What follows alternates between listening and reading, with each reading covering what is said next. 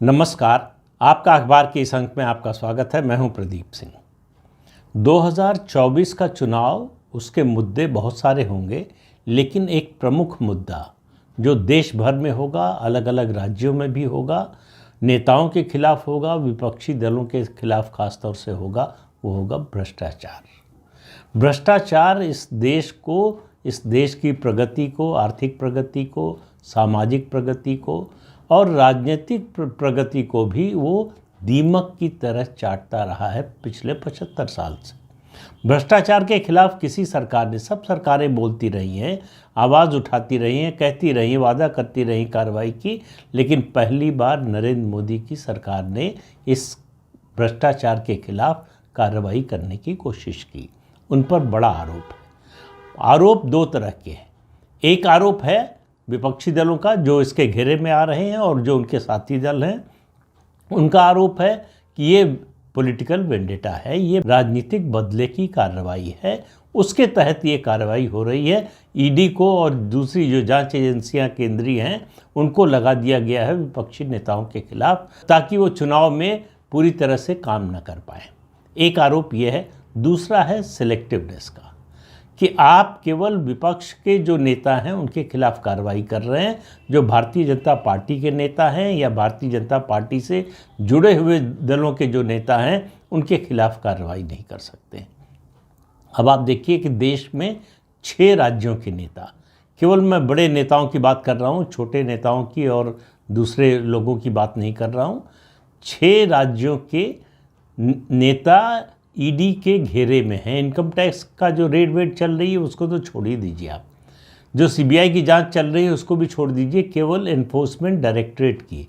इसलिए enforcement directorate की कार्रवाई की बात कर रहा हूँ कि उसमें मनी लॉन्ड्रिंग का मामला आता है, यानी भ्रष्टाचार के काले धन को सफ़ेद करने का मामला आता है। इसलिए ये राजनीतिक भ्रष्टाचार से जुड़ा हुआ है, इसलिए ये चुनाव से भी जुड़ा हुआ है। सबसे ज़्यादा काला धन पैदा होता है चुनाव के लिए और चुनाव के दौरान।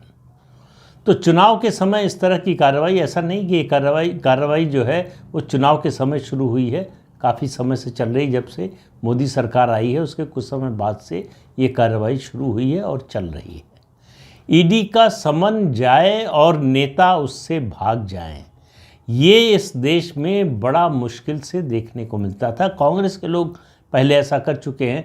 आपको याद होगा 2012 में अरविंद केजरीवाल, तब वो भ्रष्टाचार के खिलाफ लड़ाई लड़ने वाले योद्धा थे, तो उन्होंने एक ट्वीट किया था नवंबर 2012 को और कहा था कि मेरा सर शर्म से झुक जाता है जब मैं ये सुनता हूँ कि बड़े नेता जांच एजेंसियों के समन पर जाने से, पेश होने से इनकार कर देते हैं या जाने से मना कर देते हैं और नहीं पेश होते हैं।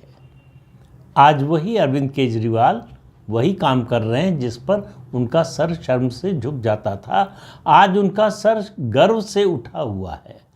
किस लिए? कि वो ईडी के समन पर नहीं जा रहे हैं। उनका सिर गर्व से इसलिए भी उठा हुआ है कि ईडी की कार्रवाई के चलते उनके साथी नेता मंत्री जो है जेल में हैं, उन पर उन्हें गर्व है, ये सार्वजनिक रूप से स्वीकार कर रहे हैं। तो भ्रष्टाचार के आरोपियों पर गर्व करने की बात कोई नेता सार्वजनिक रूप से कह सके, इस तरह का दुस्साहस करने वाले अरविंद केजरीवाल पहले नेता हैं। तो आप देखिए कहाँ से चले थे अरविंद केजरीवाल और कहाँ पहुँचे हैं। अब जिन 6 राज्यों की और 6 नेताओं की बात कर रहा हूँ, अब चूँकि नाम लिया है अरविंद केजरीवाल का, तो यहीं से शुरू करते हैं। दिल्ली और पंजाब में सरकार है इनकी, 2 राज्यों में प्रभाव है और प्रचंड बहुमत है, दिल्ली में भी पंजाब में भी। सवाल ये है कि जो जांच एजेंसी से भाग रहा है, जो जांच से भाग रहा है, जो जांच एजेंसियों का सवाल का जवाब देने से भाग रहा है, वो जनता के सवालों का जवाब कैसे देगा? वो जनता के सवालों का सामना कैसे करेगा? ये डेमोक्रेसी में एक बड़ा बेसिक सा, एक बड़ा जो है मूलभूत सवाल है कि जब आपने कोई गलत काम नहीं किया है तो जांच से क्यों भागना? ये जो बार बार विपक्षी दलों के नेता ये कह रहे हैं कि ये पॉलिटिकल वेंडेटा है, हम 1 मिनट को मान लेते हैं कि ये राजनीतिक बदले की भावना से केंद्र सरकार विपक्षी नेताओं के खिलाफ एक कार्रवाई करवा रही है। तो अब विपक्षी नेताओं के पास विकल्प क्या होना चाहिए या उनका दायित्व क्या होना चाहिए कि जांच का सामना करें और सरकार को और जांच एजेंसी को झूठा साबित करें और फिर जनता के बीच में जाएं कि देखिए हमारे खिलाफ जिस तरह से पॉलिटिकल वेंडेटा चल रहा था, राजनीतिक बदले की कार्रवाई चल रही थी, एजेंसियों का दुरुपयोग चल रहा था, हम पाक साफ निकल कर आए हैं। अदालत ने हमें बरी कर दिया है, हमारे ऊपर कोई आरोप साबित नहीं हुआ है। लेकिन अब आप जब जांच से ही भागेंगे तो आपके बरी होने का तो कोई सवाल ही नहीं है, क्योंकि जब बरी तो तब होंगे जब मुकदमा चलेगा, उसकी जांच होगी, जो आरोप लगा है उस जांच के समर्थन में जांच एजेंसियां तथ्य पेश करेंगी, अदालत उनकी जांच करेगी और जांच के बाद फैसला करेगी कि उन तथ्यों में कोई दम है या नहीं, तो वो आरोप सही है या नहीं। अगर नहीं है तो आपको बरी कर दिया जाएगा, बाइज्जत बरी हो जाएंगे। अगर जांच एजेंसियों के जो है तथ्य और उनके जो सबूत जुटाए गए हैं वो सही साबित होंगे तो सज़ा होगी। दरअसल डर यही है, डर यह है कि सज़ा होगी, डर यह है कि जो साथी गए थे पूछताछ के लिए वो जेल में हैं, उनको अदालत से कोई राहत नहीं मिल रही है, उनको राहत सरकार नहीं दे सकती है। उनको राहत अगर कोई दे सकता है तो इस देश की अदालत, हाई कोर्ट या सुप्रीम कोर्ट। निचली अदालत से मामला हाई कोर्ट में जाता है, हाई कोर्ट से फिर सुप्रीम कोर्ट। तीनों में से किसी स्तर पर अदालत के किसी न्याय प्रणाली के किसी स्तर पर उनको राहत नहीं मिली है। यही डर इन नेताओं को सता रहा है। अरविंद केजरीवाल को 3 समन मिल चुके, तीनों पर जाने से मना कर दिया। अब उनके लोगों का नया तर्क आया है कि दरअसल अरविंद केजरीवाल को गिरफ्तार करने का ये षड्यंत्र है और इस षड्यंत्र में ईडी भी शामिल है। तो उनका अगला कदम होगा, वो कहेंगे कि इस षड्यंत्र में हाई कोर्ट और सुप्रीम कोर्ट भी शामिल है, क्योंकि कोई राहत नहीं दे रहा है। भाई सवाल ये है कि कोई भी जांच एजेंसी अगर आप पर आरोप लगाएगी तो वो मामला तो अदालत में ही जाएगा। उस जांच एजेंसी को अदालत में ही साबित करना पड़ेगा कि उसने जो आरोप लगाया है उसमें कोई दम है या नहीं, उसके पक्ष में उसके पास कोई गवाह सबूत है कि नहीं है। तभी जो है ये फैसला होगा कि मामला सही है या गलत है। तो अब अरविंद केजरीवाल जाने से क्यों भाग रहे हैं? भाई सवालों के जवाब ही तो देने। ईडी क्या करेगा? मारपीट तो करेगा नहीं। ईडी के लोग सवाल पूछेंगे। जो शराब घोटाले का मामला है उसमें कैसे फैसला हुआ, पैसा आया तो कहाँ गया, किस किस के पास गया, पार्टी के दूसरे लोगों से पूछताछ हो चुकी है, उनके जो बयान हैं उससे अरविंद केजरीवाल के बयान का मिलान किया जाएगा। या तो वो गलत बयान दे रहे हैं या अरविंद केजरीवाल गलत बयान दे रहे हैं, फिर दोनों की तथ्यों से पुष्टि की जाएगी। इसी डर से अरविंद केजरीवाल भाग रहे हैं, जिसको कहते हैं चोर की दाढ़ी में तिनका। उनको डर है कि वो ईडी के सवालों का जवाब सही नहीं दे पाएंगे और उनका फंसना तय है। तो इसलिए ईडी के समन से भाग रहे हैं। उस पर सवाल उठा रहे हैं कि ईडी का समन जो है गैर कानूनी है और पूछने का अधिकार नहीं है, क्यों बुलाया है, हमको गवाह के रूप में बुला रहे हैं, आरोपी के रूप में बुला रहे हैं, किस रूप में बुला रहे हैं, ये बताएं पहले। तमाम तरह के उनकी पार्टी के लोग कह रहे हैं ये समन ईडी के दफ्तर से नहीं आया है, बीजेपी के दफ्तर से आया। इस तरह की घटिया बातें कहने से आप दोष मुक्त नहीं हो जाएंगे। इस तरह की घटिया बातें करने से आप कट्टर ईमानदार तो कतई साबित नहीं हो पाएंगे। तो अरविंद केजरीवाल को सामना तो करना ही पड़ेगा। बकरे की अम्मा कब तक खैर मनाएगी, तो उसकी बलि तो चढ़नी ही है। तो कानून की बेदी पर इनकी बलि चढ़ना तय है, ऐसा नज़र आ रहा है इनके व्यवहार से। एक बात, अब 2 राज्यों का मामला और नेता एक, और अरविंद केजरीवाल की बात करें तो आप थोड़ा सा तीसरे राज्य में भी जा सकते हैं, इनका थोड़ा असर गुजरात में भी है। तो आप समझिए कि 3 राज्यों के चुनाव में जब ये प्रचार करने जाएंगे तो ईडी से भागे हुए नेता के रूप में प्रचार करने जाएंगे, जांच एजेंसी की जांच से भागे हुए नेता के रूप में जाएंगे, अगर तब तक गिरफ्तार नहीं हुए तो, जिसकी मुझे संभावना बहुत कम है। मुझे लगता है उससे बहुत पहले गिरफ्तारी हो ही जानी है। दूसरे नेता हैं हेमंत सोरेन। इन दोनों की बात वैसे तो मैं पहले भी कर चुका हूँ। हेमंत सोरेन जो है उनको 7 समन जा चुके हैं। 7वें समन के बाद ईडी ने उनको चिट्ठी भेजी, कहा कि भाई बताइए हम आपसे कहाँ पूछताछ करने आ जाएं, आप नहीं आ सकते तो हम आ जाते। लेकिन उसका भी जवाब नहीं दिया हेमंत सोरेन ने। अब अपनी पार्टी की बैठक बुलाई, पार्टी की बैठक में प्लान बी पर विचार हो रहा है। जब मैं ये वीडियो बना रहा हूँ तब तक पार्टी की बैठक का फैसला नहीं आया है, तो इसलिए देखिए क्या फैसला आता है। लेकिन सवाल ये है कि आप भाग क्यों रहे हैं? आपके खिलाफ बड़े पुख्ता सबूत हैं, आपके करीबी लोग गिरफ्तार हो चुके हैं, आपके करीबी लोगों के पास से दस्तावेज मिले हैं, डॉक्यूमेंट्स मिले हैं जो इशारा करते हैं कि आपका संबंध इन घोटालों से है, ज़मीन के खरीद फरोख्त और माइनिंग का लाइसेंस लेने का। ये 2 बड़े आरोप हैं हेमंत सोरेन के खिलाफ। तो हेमंत सोरेन को मालूम है कि उनको ईडी का सामना करना ही पड़ेगा, और ईडी का सामना करना पड़ेगा तो उनके पास ईडी के सवालों का कोई जवाब नहीं है। तो जब जवाब नहीं होता है तो एक ही रास्ता होता है कि आपको जेल जाना पड़ेगा, अदालत जाना पड़ेगा और फिर जेल जाना पड़ेगा। और फिर जेल से जल्दी निकलना, खासतौर से पीएमएलए के केस में जो है वो मनी लॉन्ड्रिंग के केस में बड़ा मुश्किल होता है। तो 2 नेता और 3 राज्य तो ये हो गए। चौथा राज्य है, वहाँ भी 2 नेता हैं, लालू प्रसाद यादव और तेजस्वी यादव। लालू प्रसाद यादव सजा याफ्ता नेता हैं। वो इस देश के ऐसे पूर्व मुख्यमंत्री हैं और इस समय सक्रिय राजनीति में हैं। हालांकि जो है सज़ा मिलने के कारण वो चुनाव लड़ने के अयोग्य घोषित हो चुके हैं, तो चुनाव नहीं लड़ सकते। उनको भी ईडी का समन गया। किस लिए गया? जब रेल मंत्री थे तो लोगों को नौकरी देने के बदले उनसे ज़मीन लिखवा ली। और इस घोटाले में लालू प्रसाद यादव और उनके बेटे जो बिहार के इस समय उप मुख्यमंत्री हैं तेजस्वी यादव, दोनों को समन गया। दोनों अपीयर नहीं हुए, अलग अलग बहाने अलग अलग समय पर करते रहे। लालू प्रसाद यादव वैसे आपको बता दें कि इस समय ज़मानत पर रिहा हैं मेडिकल ग्राउंड पर, तो उनके पास बाकी सब कामों के लिए उनका स्वास्थ्य ठीक है, सिर्फ जेल जाने के लिए उनका स्वास्थ्य ठीक नहीं है। और अदालत है कि इस ओर से आंखें मूंदे हुए है कि भाई आप स्वास्थ्य लाभ कर लीजिए।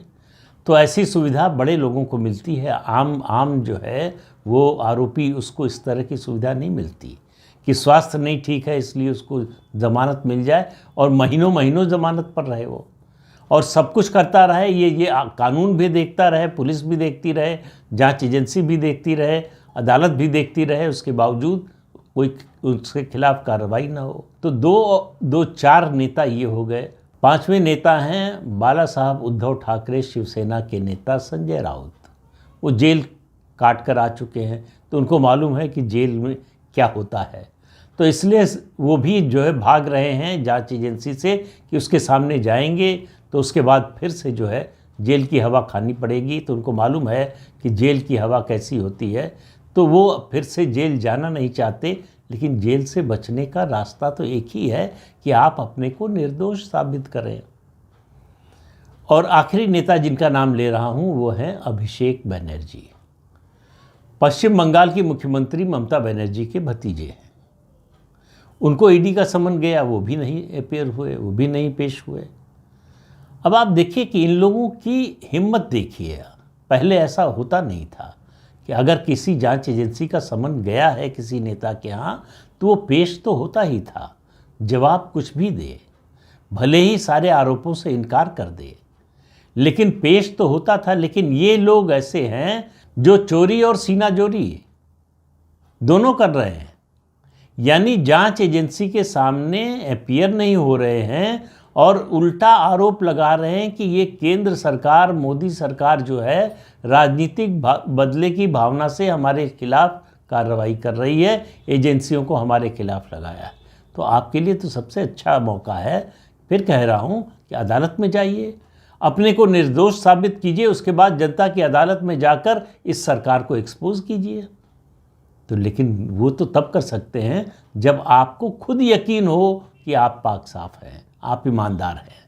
जब आपको अपनी ही ईमानदारी पर भरोसा ना हो तब आप इस तरह का काम तो नहीं कर सकते, तब इस तरह की कोशिश नहीं कर सकते। आपको मालूम है कि अदालत का फैसला क्या होगा, आपको मालूम है कि अदालत में जाएंगे तो किस तरह के सबूत आपके सामने होंगे, क्योंकि जो काम आपने किया है, जो भ्रष्टाचार का आरोप आप पर लगा है, वो सही है या गलत, ये अदालत में बाद में साबित होगा, आपके मन में पहले साबित हो चुका है कि आपने गलत काम किया है।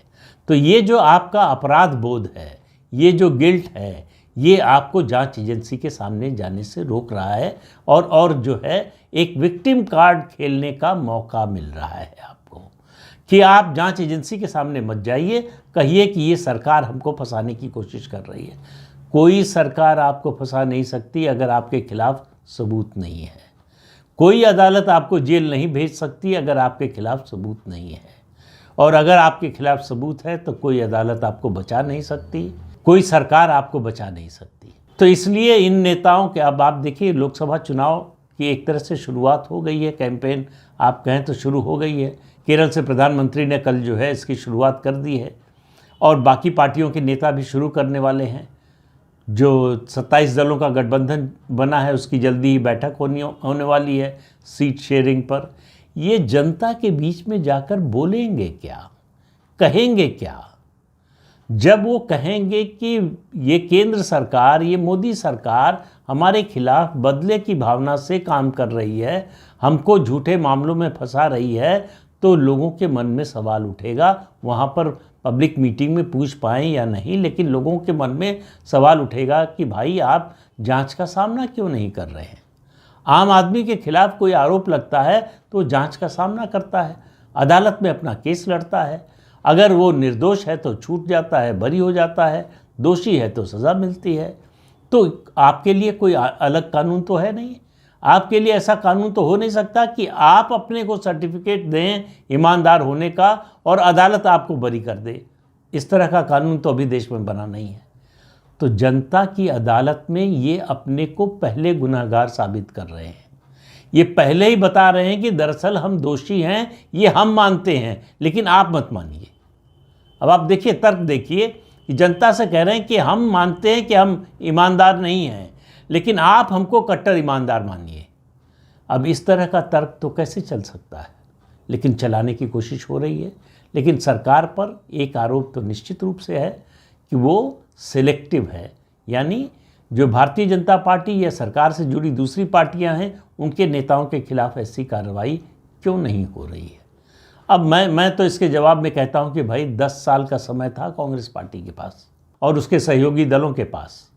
2004 से 2014 अगर भारतीय जनता पार्टी के लोगों ने करप्शन किया था, घोटाला भ्रष्टाचार किया था 1998 से 2004 के बीच में 6 साल की अटल बिहारी वाजपेयी की सरकार रही, उस दौरान घोटाला घपला हुआ था, तो आप उनके ऊपर मुकदमा करते, उनके खिलाफ केस करते, जांच बिठाते। आपने तो जांच भी नहीं बिठाई। राज्यों में अगर उनके मुख्यमंत्रियों ने या मंत्रियों ने घपला घोटाला किया तो उनके खिलाफ जांच बिठाते, वो उनके खिलाफ मुकदमा चलाते। आपने वो भी नहीं किया। तो आपके पास जब मौका था तब आपने कोई जांच नहीं की उनके खिलाफ। अब आप ये अपेक्षा करते हैं कि बिना किसी आरोप के केंद्र सरकार अपनी ही पार्टी के नेताओं के खिलाफ कार्रवाई करे, उनकी जांच कराए। भाई जांच के लिए पहले तो आरोप लगाना पड़ेगा, FIR कराना पड़ेगा। अगर आपकी सरकार थी राज्य में या जब केंद्र में, तो उनके खिलाफ मुकदमा दर्ज कराते, और उसकी जांच ये सरकार न कर रही होती तब आप आरोप लगाते। मैं सिर्फ एक मामले में इस सरकार को दोषी मानता हूं, और वो है अजीत पवार का मामला। अजीत पवार के खिलाफ आरोप भारतीय जनता पार्टी ने ही सबसे ज़्यादा, सबसे मुखर रूप में लगाया था। आज उनके साथ हैं अजीत पवार, तो वो मामला दब गया है। तो इससे संदेह पैदा होता है। आपकी सारी ईमानदारी पर जो है वो एक जो धब्बा है वो आप संदेह पैदा कर देता है कि आप पूरी ईमानदारी से भ्रष्टाचार के खिलाफ जो अभियान है उसको नहीं चला रहे हैं। लेकिन आपकी नीयत पर लोगों को अभी तक शक नहीं है। जितने बड़े पैमाने पर भ्रष्टाचार के खिलाफ अभियान चल रहा है, जिस तरह सिर्फ भ्रष्टाचारियों के यहाँ करेंसी नोट पकड़े जा रहे हैं हज़ारों करोड़ में, उससे साबित होता है कि भ्रष्टाचार के खिलाफ अभियान चल रहा है और बहुत तेज़ी से चल रहा है, और ये रुकने वाला नहीं है। ये भी है, आरोप कुछ भी लगता रहे। तो इस अंक में इतना ही। अगले अंक में फिर मिलेंगे किसी नए मुद्दे के साथ। तब तक के लिए अनुमति दीजिए। आपसे अनुरोध है कि चैनल देखिए, शेयर कीजिए, लाइक कीजिए और सब्सक्राइब ज़रूर कीजिए। नमस्कार।